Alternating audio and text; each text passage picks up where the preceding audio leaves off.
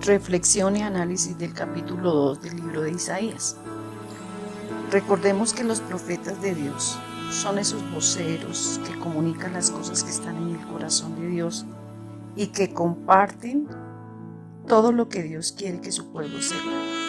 El Señor hoy, a través de el profeta Isaías, nos hace varias advertencias fuertes y a su vez nos brinda en este pasaje un mensaje de esperanza, consuelo, dirección y guía para nosotros como su pueblo. Este capítulo es un capítulo hermoso porque nos inicia anunciando ese mensaje de esperanza, el cual dice que ocurrirá en los postreros tiempos, donde se confirmará al monte de la casa del Señor como cabeza de los montes. Es en ese monte alto donde correrán todas las naciones para reconocer que de Sión saldrá enseñanza y de Jerusalén saldrá palabra del Señor. Es allí donde se revelará la verdad absoluta, y esa verdad nos enseñará sus caminos para que nosotros andemos por sus sendas, del versículo 1 al 3. Y en el 13 explícitamente nos hace una invitación a nosotros como sus hijos. Nos dice: venga, subamos al monte del Señor, a la casa de Jacob. Debemos recordar que Jacob representa al pueblo de Israel. Es de allí donde salieron esas 12 tribus que andan dispersas y que regresarán al Padre, porque ellas se darán cuenta que al seguir ídolos, religiones, doctrinas falsas, no los ha conducido a ningún camino. Debemos entender que nosotros como pueblo de Israel somos ovejas, que debemos estar atentas a escuchar la voz de Dios como nuestro pastor. Debemos caminar a la luz del Señor, versículo 5. Es una exhortación, que caminemos a la luz del Señor. Y en el versículo 4, el profeta Isaías profetiza que el Señor vendrá a juzgar a las naciones, reprenderá a muchos pueblos cuando Él venga y Él hará justicia, que ya no se levantará nación contra nación, no habrá más guerras, las armas se convertirán en arados, sus espadas en hoces. Es decir, nos habla de un futuro lleno de esperanza. La palabra es muy linda, el cual desde ya debemos aprender a vivir, a anhelar en esperanza, a clamar a ese Dios maravilloso para que la justicia de Dios llegue sobre la humanidad, porque vemos claramente que la humanidad está en perversión total, en maldad. Y desde el versículo 6 en adelante nos habla que el día del Señor llegará y su pueblo ha sufrido un abandono por parte del Señor, y ese abandono tiene implícitas unas causas. Esas causas están desde el versículo 6 en adelante. Dice que su pueblo ha sufrido ese abandono porque ha copiado costumbres de los extranjeros. Antiguamente el pueblo de Israel se fabricó diferentes dioses y se convirtió al paganismo. Falsos dioses consultaban astrólogos, adivinos, agoreros, etcétera, etcétera. Esta misma radiografía sigue igual en nuestra época, y a veces mucho peor. Las naciones se han acomodado a las copias de costumbres de naciones en todo lo que el mundo les ofrece. Falsas doctrinas, falsas religiones, hinduismo, llámese yoga, llámese cantidad de religiones, pensamientos, se acude a chamanes, se acude a brujos, a horóscopos, a profetas, a modas, a costumbres antimorales, se insertan palabras en el evangelio que lo trastocan. Todo esto tergiversa la verdadera palabra y hace que nos alejemos de Dios. El hombre debe entender, nosotros debemos entender que tenemos un solo Dios verdadero al cual debemos buscar, y es en Él donde nuestro futuro está. Su pueblo suele hacer tratos con extranjeros, dice. Otra causa. su pueblo suele hacer tratos con extranjeros, es decir, que se unían en yugo desigual. Hoy por hoy se sigue haciendo lo mismo, un cristiano que se une a otra persona de diferente creencia y que se corre el riesgo de que pues corra tras sus dioses. En el versículo 7 y en el versículo 8 nos habla de que los pueblos se llenaron de ídolos. Dice que un ídolo es la codicia. Colocaron su mirada en los tesoros, en las riquezas, en el poder, en los caballos, en las guerras, en el ejército. El pueblo se llenó de ídolos y adoraron la obra de sus manos. Fabricar objetos de madera, de piedra, de metal, llevando consigo así un gran pecado que hoy en día está latente en la humanidad y que Dios abomina, que se llama la idolatría, que entendemos por idolatría como colocar la mirada y la confianza en algo más que no sea Dios. Es decir, el hombre está pervertido, buscando sus ídolos, buscando sus dioses. En el versículo 10, el profeta Isaías prácticamente nos llama a que nosotros reaccionemos, nos hace una exhortación. Dice que así como hay causas, así hay consecuencias. El hacer esto llevará a que el hombre busque escondites en las rocas, en las cuevas, pues el terror del Señor vendrá y no resistiremos su esplendor, su majestad. La pregunta que debemos hacernos hoy es: ¿qué pasa con la humanidad? ¿Qué pasa inclusive con los mismos hijos de Dios que seguimos o se sigue buscando dioses falsos cuando tenemos un Dios verdadero, un Dios trino, porque su palabra nos lo enseña, nos lo muestra? No hay excusa.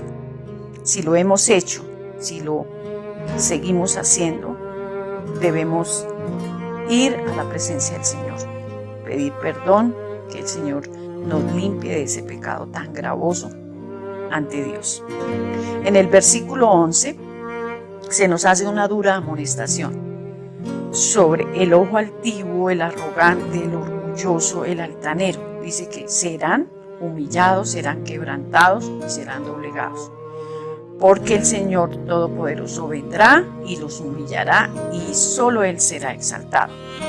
Al versículo 3 hace referencia a objetos, a las cosas, a los lugares que van a ser derribados. Todo aquello que rinda culto a algo o a alguien que no sea Dios. Dios vendrá a juzgar las religiones, las naciones, los gobiernos, la política, los políticos, las culturas poderosas, las economías poderosas. Dios vendrá a juzgarlos. ¿Por qué? Porque muchas veces hay políticos con ínfulas de superioridad, altivez, arrogancia, prepotencia, potencias, gobiernos que se bastan por sí solos y se creen deidades. Destruirá el comercio internacional, la banca, todo esto será derribado. El Señor lo habla en su palabra claramente. Y los compara con cedros de Líbano, encinas de Basán, torres altas, colinas altas. Investigando un poquito, pues esa comparación dice que es el cedro, las encinas, todos ellos son árboles supuestamente frondosos que suponen permanecer siempre erguidos y jamás caer. Pero en manos de quien todo lo puede, sucede y sucederá. El Señor vendrá a juzgar, toda jactancia humana será derribada. Y eso lo debemos tener claro. Hoy día esta realidad la estamos viviendo. En un abrir y cerrar de ojos, el mundo entero fue sorprendido por esta pandemia. Y más sin embargo, el hombre no doblega su corazón, rechazando todo aquello en lo que el ser humano ha colocado su mirada. Y el Señor nos enseña claramente que seremos quebrantados. Dios nos enseña que debemos buscarlo primeramente a Él y honrar todo lo que representa el reino de Dios y su justicia. En el versículo 17 nos reconfirma toda altivez del hombre. Ella será abatida y será humillada.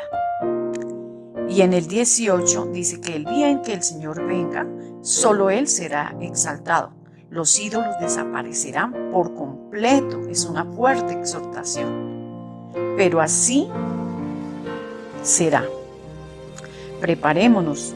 El Señor nos llama a que nos preparemos. Que mi cultura, mi identidad no sea el mundo. Que mi cultura, mi identidad sea caminar a la luz de Dios, en su palabra, en su verdad, recibiendo instrucción, enseñanza, preparándome para que aquel día en que el Señor venga no nos tome por sorpresa. En el versículo 19, el hombre buscará escondites ante el esplendor y la majestad de Dios. Cuando el Señor se levante a castigar la tierra, fuerte, es que es bastante fuerte la exhortación y amonestación que nos hace el Señor a través de Isaías. Su justicia vendrá.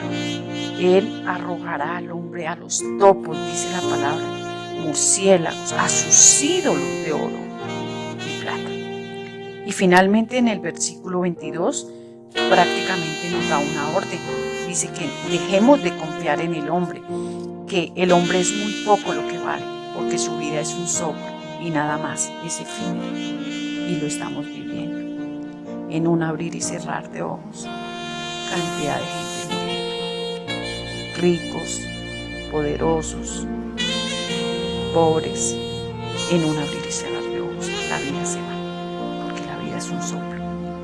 Dejemos de centrarnos en nosotros mismos, en el humanismo.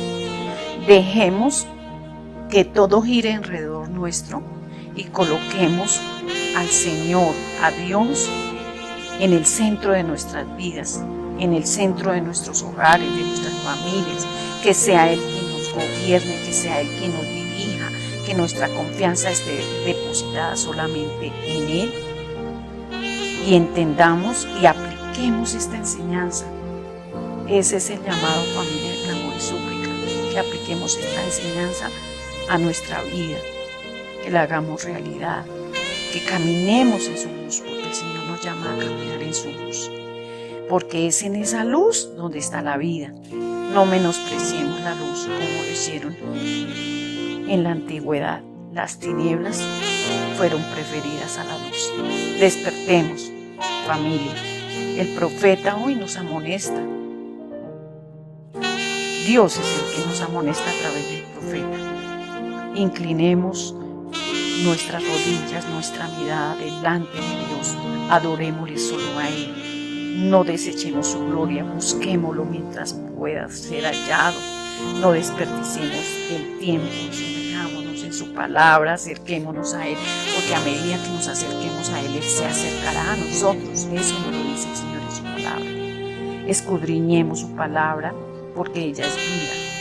Desechemos toda forma de idolatría y no provoquemos a ira al Señor, porque el Señor es un Dios celoso. Tenemos un Dios maravilloso, un Padre bueno que nos redimió, nos alcanzó, que muchos de los que están en las veladas empezaron a conocerlo y estamos caminando, y los aliento para que lo sigan haciendo y lo sigamos haciendo. Quitemos los ídolos de nuestro corazón, pidámosle perdón al Señor, démosle a Él el primer lugar, glorifiquemos su nombre, que solo Él es digno de honra, alabanza. Que el Señor les bendiga grandemente y los invito a que caminemos en su